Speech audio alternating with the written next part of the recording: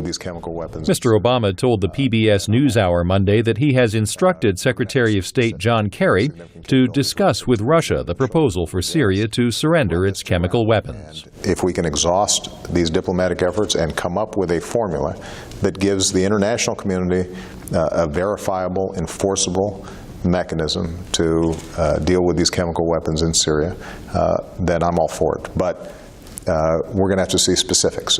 The president also told ABC World News that Syria could prevent U.S. airstrikes by turning over its chemical weapons. Absolutely, if in fact that happened. And so, I consider this a modestly positive development. Syria's government Monday welcomed Russia's initiative. Former Secretary of State Hillary Clinton met with Mr. Obama at the White House Monday and conditionally backed Russia's proposal. That would be an important step. But this cannot be another excuse for delay or obstruction. And Russia has to support the international community's efforts sincerely or be held to account. Since announcing that he would seek authorization from Congress for U.S. strikes on Syria, Mr. Obama has been campaigning to gain support for those strikes, speaking with congressional leaders at the White House, with world leaders at last week's G20 summit in Russia, and Monday in interviews with U.S. television news programs. The president's efforts are building toward a rare televised evening address to the nation, likely his final appeal to the American people.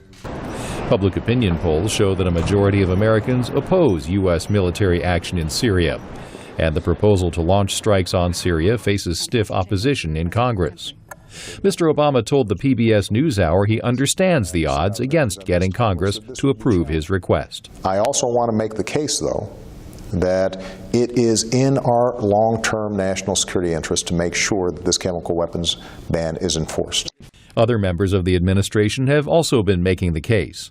National Security Advisor Susan Rice, at Washington's New America Foundation, said the military action the president wants would not mark the start of another war. There will be no American boots on the ground, period. Nor would it resemble Kosovo or Libya, which were sustained air campaigns. This will not be an open-ended effort. In the meantime, the administration says it continues to prepare for possible military action against Syria. Klein, VOA News, the White House.